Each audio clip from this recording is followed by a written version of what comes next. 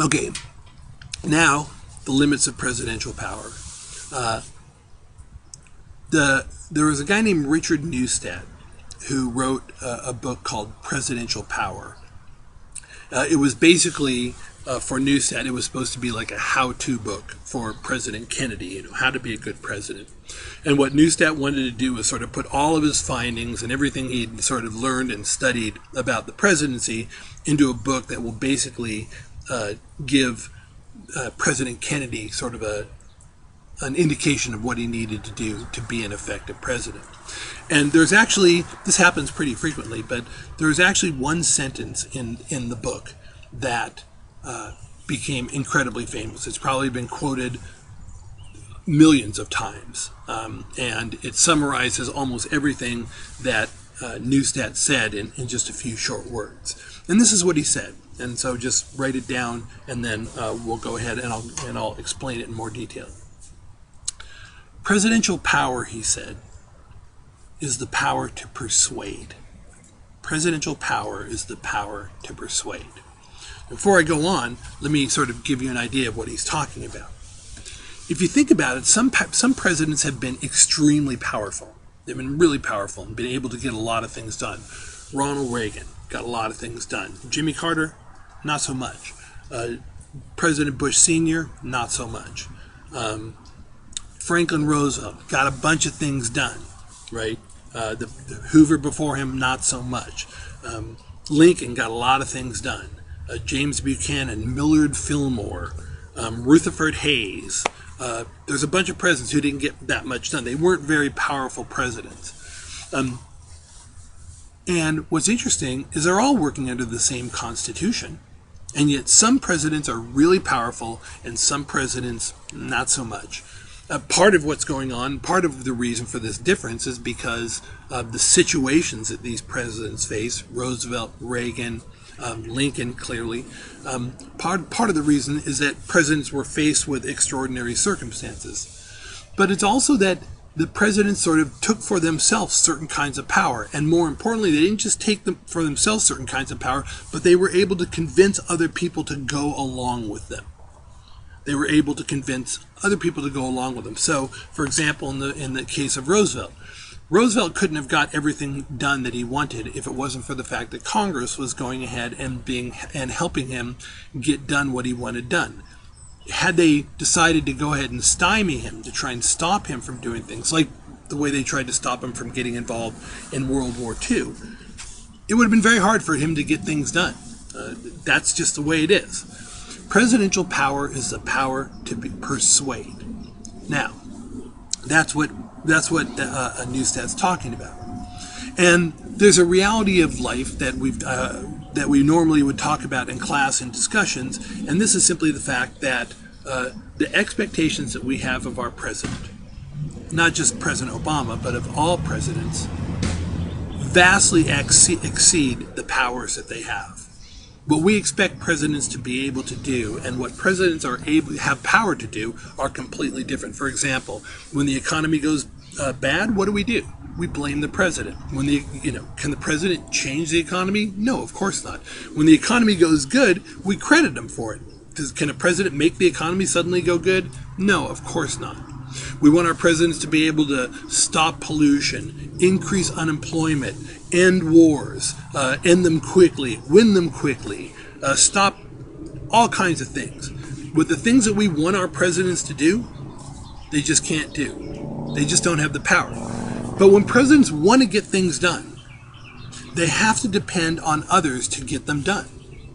So, for example, President Obama was really interested in passing the Affordable Care Act, what some people call Obamacare. In order for him to get that done, he couldn't do it by himself. He needed Congress to get it done. President Obama needed to persuade Congress to do something. And so the way that what Neustadt talks about is that the power to persuade is the power to go ahead and convince other people that what you want done is in their best interest. If you can do that, if you can convince other people that what you want done is in their best interest, then you're going to be persuasive. And so one of the things that Neustadt did was he sort of laid out when presidents are most likely going to be effective and what they need to be good at. So first, he says that in order to be effective, you need to be able to bargain with your allies. You need to be able to identify the people who are on your side, and you need to be able to find a way to convince them just to what I was talking about, that in order that the things that you want done are in their best interest as well. Right?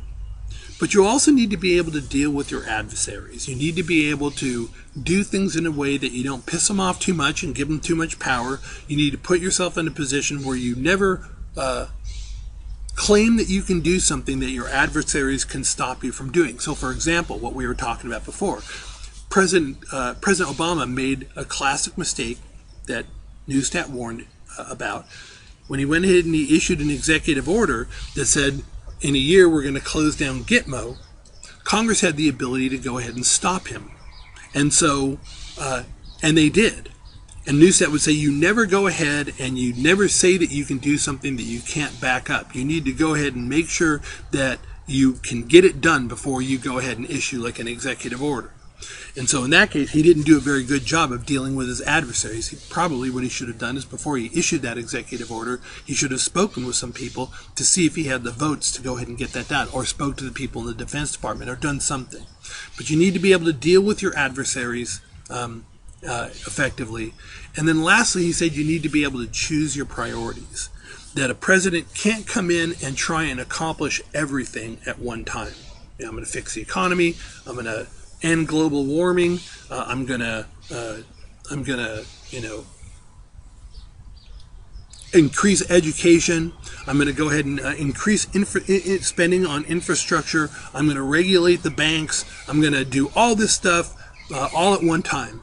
Very much, again, I would say that President Obama didn't follow Neustadt's sort of prescription for what you're supposed to do by trying to get so much done at the very beginning of his administration. And this is not intended to be overly critical of President Obama. I'm just saying that this is what Neustadt warned about. These are the kinds of things that Neustadt warned about. And everybody can decide whether or not the suggestions are good or bad. That's up for everybody else to decide. But I'm just trying to give you examples of what he was talking about. But the key to Neustadt is presidential power is the power to persuade. That the power that a president has doesn't come from the Constitution per se.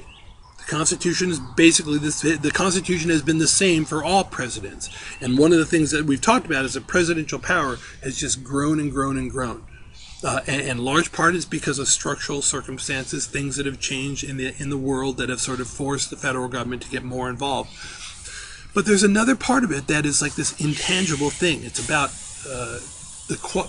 it's about presidents being able to persuade both people and policymakers, but also being able to persuade the public that what the president wants done is also in their best interest. Okay, and that concludes the final lecture on the final video on the presidency. And then one last thing. Here we go. I promised I would show you my artichokes. So here we go. The sun's just coming up now, but my neighbors are not. So here we go. I don't know if you guys have ever seen an artichoke plant before, but there is an artichoke plant. You can see the artichokes growing on the plant, I think. It's kind of hard to see. This is a monstrous artichoke plant. So anyways, I'm very proud of my artichokes. I've never had a plant grow quite like that. And so now, I'm going to sit down before I turn this off. That concludes the lecture on both the presidency and artichokes. You decide which one's more important.